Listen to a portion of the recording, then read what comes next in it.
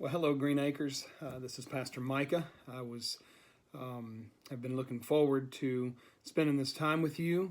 Pastor Sean has assigned each of the pastors a few days to be able to spend with you as we go through the book of John. Today, we're going to be going through through chapter 4 of the book of John, and hope that you've been able to keep up with the study that we've been doing so far. The first 3 chapters. Now starting in the 4th. If you have not been keeping up, today is the perfect day for you to start and get right on into chapter 4 here on the 4th of January. Looking forward to the rest of the book, but I want to break down just a few things, just to spend a few moments with you. This is maybe one of the more spoken of stories in the Bible. This, of course, being the Samaritan woman, the woman that Jesus meets at the well. Some very interesting things. In fact, very recently we've studied this together as a fellowship, but I want to hit on just a few things, and then there's a passage right in the middle that I want to really hone in on and hope that helps.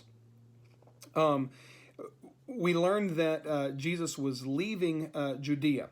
He was leaving Judea because of some talk that was being done by the Pharisees, that Jesus' disciples were actually baptizing more people than John, and John's disciples were baptizing. And so he left Judea and then departed again for Galilee. Now, if you know the layout of all of that area, you understand that people, to go to Galilee, if they were Jewish, to go to Galilee had to cross over the Jordan River and then go all the way up the east side of the Jordan River and then come out, cross back over the river to go into Galilee around the Sea of Galilee.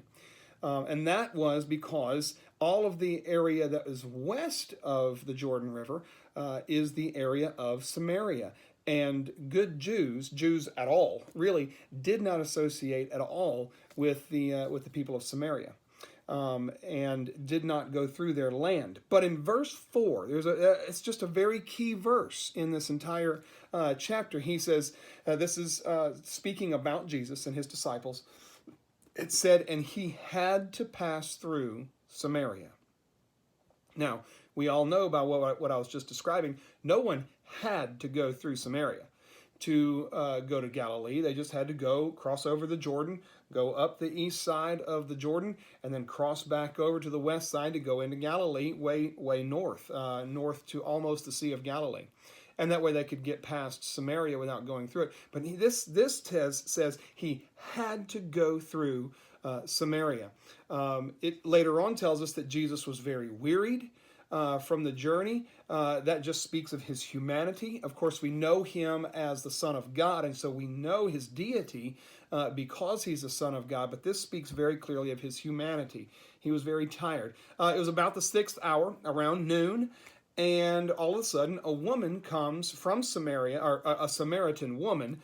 They're actually in the town of Sychar, but a Samaritan woman came to draw water from the well at the 6th hour. That's noon.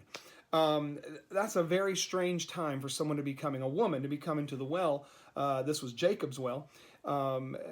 And the reason that was strange is because women would go at the very beginning of the day, around 6, 7 o'clock at the latest, to go in to draw water from the well so that they would have water for their families the whole day. This lady wasn't going until noon. Many scholars, and I personally agree, believe that she didn't go because she was a woman of scorn. She was a woman of scorn because of something that Jesus spoke to her a little bit later. He's a Jew, she's a Samaritan woman. That did not mix in that day. And here this is, this rabbi, this Lord of all, the Messiah. Here he is congregating with and speaking with and being served by a Samaritan woman. A very, very strange encounter.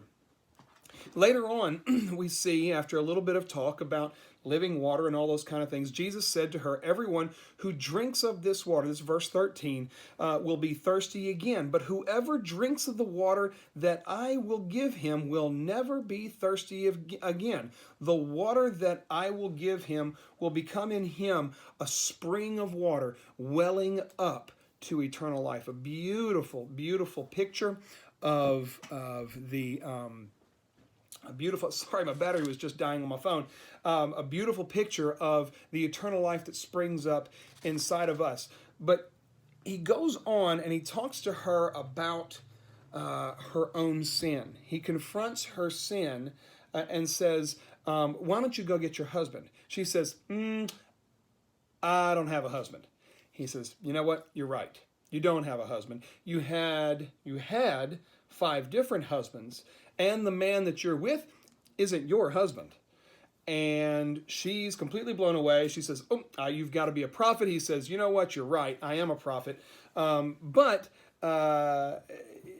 she tries to redirect and starts to talk about where people will worship. Will they worship there on the mountain that they're at right there in Samaria? Are they going to worship at the mountain in Jerusalem? She says, y'all say that the only place to worship is in Jerusalem. This is the section that I would like to break down for you for just a moment. Verse 21. Jesus said to her, woman, believe me, the hour is coming when neither on this mountain nor in Jerusalem will you worship the Father. You worship what you do not know. We worship what we know, for salvation is from the Jews. He is at that moment actually speaking about himself. It's that verse 21 that I want to kind of break down for you. Woman, believe me, the hour is coming when neither on this mountain nor in Jerusalem will you worship the Father. It's kind of a strange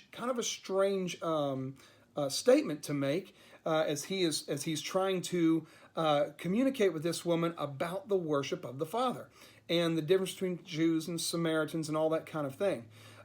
He goes on in verse 23, but the hour is coming and is now here. The reason it's now here is because he's here. When the true worshipers will worship the Father in spirit and in truth, for the Father is seeking such people to worship him.